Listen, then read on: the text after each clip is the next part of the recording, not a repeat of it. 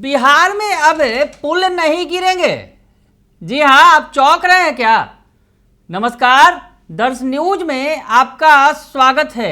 मैं हूं अनुराग। बिहार में धड़ाधड़ पुल गिर रहे हैं। सवाल खड़े हो रहे हैं कि ये पुल क्यों गिर रहे हैं, और इस सवाल का जवाब जब पूछा गया बिहार सरकार के जल संसाधन मंत्री विजय चौधरी से, तो उन्होंने क्या कहा, पहले आप उनका जवाब सुनिए। पिछले दिनों हमारे नहरों पर या कुछ अन्य स्थानों पर पुलों की लगातार गिरने की खबरें आ रही थी।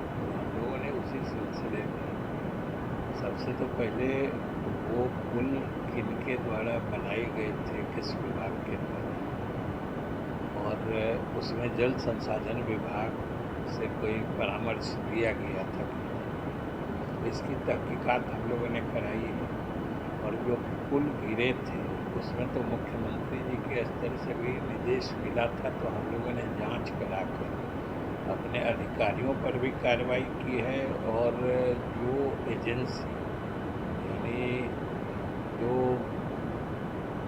कॉन्ट्रैक्ट लेके काम कर रहे थे उनके विरुद्ध भी कार्रवाई की गई है। और सबसे बड़ी बात है कि आगे से हम लोगों ने एक काफ़ी प्रभावी SOP बना दिया है, मतलब स्टैंडर्ड ऑपरेटिंग प्रोसीजर, जिसको मानक संचालन प्रक्रिया कहते हैं, कि अब अगर कोई विभाग हम लोगों से नदी या नहर पर पुल बनाने के लिए अनापत्ति प्रमाण पत्र मांगता है, तो अभी तक की परंपरा रही थी कि हम लोग सिर्फ अनापत्ति प्रमाण पत्र दे देते थे, और वो लोग फिर अपने हिसाब से स्ट्रक्चर डिजाइन जो करते हैं, पुल की संरचना आदि के बारे में फैसला लेते थे। कभी कभी हम लोग अपने मैंडेट के हिसाब से भी बहुत छोटे एक पथीय पुल जो करते हैं वो बनाते थे, तो वो तो हम ही लोग, क्योंकि हम ही लोग का नहर भी है, हम ही लोग को बनाना था, तो उसमें दिक्कत नहीं होती थी। लेकिन ये जो गिरे हैं, जो अन्य विभागों द्वारा बनाए जाते हैं, उनके स्ट्रक्चर और डिज़ाइन के बारे में जल संसाधन विभाग को कोई जानकारी नहीं रहती। इसलिए अब हम लोगों ने एक तरीका ये बनाया है कि अब पहले ही हम लोगों को स्ट्रक्चर डिज़ाइन मिल जाएगा, जिससे कि हम लोग वो देख लेंगे कि वो सही उस जगह के लिए उपयुक्त है कि नहीं।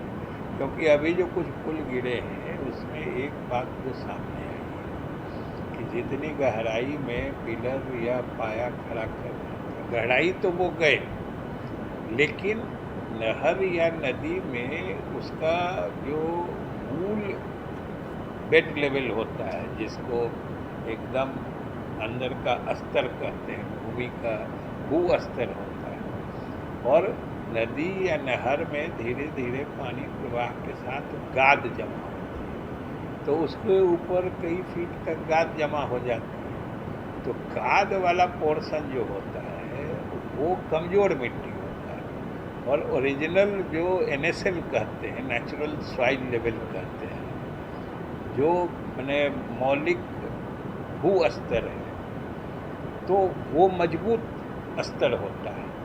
तो हम लोग जब कभी भी कोई मैंने स्ट्रक्चर का डिज़ाइन बनाते हैं, तो पिलर हमेशा NSL यानी नेचुरल सॉइल लेवल्स के हिसाब से करते हैं कि कितना डीप गहरा उसका पाया का फाउंडेशन है। लेकिन जो कुछ बातें आई हैं कि उन लोगों ने वो गहराई तो दी, उसमें कोई दिक्कत नहीं थी, लेकिन वो सिल्टेड लेवल जो था, गाद जमा जो थी, तो वो मिट्टी उतनी मजबूत मिट्टी होती नहीं। और फिर जब नदी के या नहर के सफाई, तो सुना आपने, उन्होंने बताया कि बिहार में पुल आखिर गिर क्यों रहे हैं, और उन्होंने साथ ही साथ ये भी बताया कि अब हम नई व्यवस्था करने जा रहे हैं, वैसे में अब बिहार में पुल नहीं गिरेंगे। उन्होंने कहा कि जल संसाधन विभाग के जरिए जो पुल बनाए जाते हैं उसमें जल संसाधन विभाग जो है उन मानकों का ख्याल रखता है। दरअसल मिट्टी की चर्चा की उन्होंने, और मिट्टी के हिसाब से पुल बनाए जाते हैं। जल की जो वहाँ मात्रा है और जल का जो फोर्स है उस हिसाब से वहाँ पुल बनाए जाते हैं। तो उन्होंने कहा कि अब हम नई व्यवस्था करने जा रहे हैं, कोई भी पुल पुलिया बनेंगे तो उससे पहले जल संसाधन विभाग से जो है विचार विमर्श के बाद और जल संसाधन विभाग से एनओसी के बाद ही वो पुल पुलिया बनेंगे।